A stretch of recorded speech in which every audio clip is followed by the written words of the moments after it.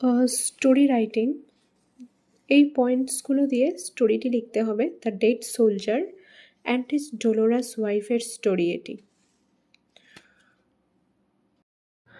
Story writing, the dead soldier and his Dolores wife. একজন সৈনিক যিনি মারা গেছেন এবং তার ওয়াইফ যিনি খুবই দুঃখিত, মর্মযন্ত্রণায় পূর্ণ। Once a brave soldier went to a violent war and lost his life on the battlefield. একবার একটা সাহসী সৈনিক একটা খুব হিংসাত্মক যুদ্ধে গিয়েছিলেন এবং সেই যুদ্ধক্ষেত্রে তিনি তার প্রাণ হারিয়েছিলেন। His dead body wrapped in a flag was brought back at his home. তার ডেড বডি, যে ডেড বডিটাকে একটা ফ্ল্যাগে, একটা পতাকায় মুড়ে আনা হয়েছে, ফিরিয়ে আনা হয়েছে কোথায়? তার নিজের ঘরে।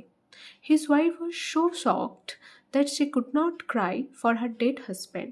তার ওয়াইফ এতটাই শকড হয়ে গিয়েছিলেন, এতটাই আঘাত লেগেছিল এরকম একটা ঘটনাতে তার মনে, যে তার ওয়াইফ কাঁদতেই পারছিল না তার ডেড হাজব্যান্ডের জন্য। Then her family made various attempts to make her cry, such as sharing memories, comforting words, gentle touches, etc. তার ওয়াইফের যে ফ্যামিলি, তারা বিভিন্ন রকম চেষ্টা করেছিল তাকে কাঁদাবার জন্য, তার সাথে বিভিন্ন রকম স্মৃতি শেয়ার করে, তাকে নানা রকম সান্ত্বনাপূর্ণ কথা বলে, কিংবা তাকে হালকা টাচ করে, কিন্তু তাদের প্রত্যেকটা চেষ্টা ব্যর্থ যায়। At that time, an old nurse placed her baby on the soldier's wife's lap.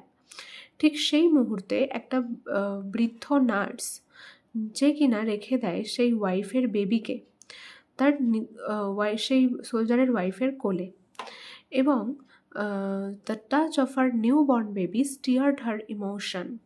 এবং এই যে সদ্য বা নবজন্মানো বেবির যে টাচ, যে ছোঁয়াটা, এটা সেই মায়ের আবেগকে নাড়া দেয়।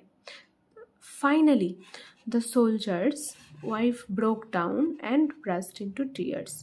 শেষ পর্যন্ত সোলজারের ওয়াইফ ভেঙে পড়েন এবং ব্রাস্ট ইন্টু টিয়ার্স মানে কান্নায় ফেটে পড়েন। তো এর মোরাল হচ্ছে কি, only hope can hill the shock.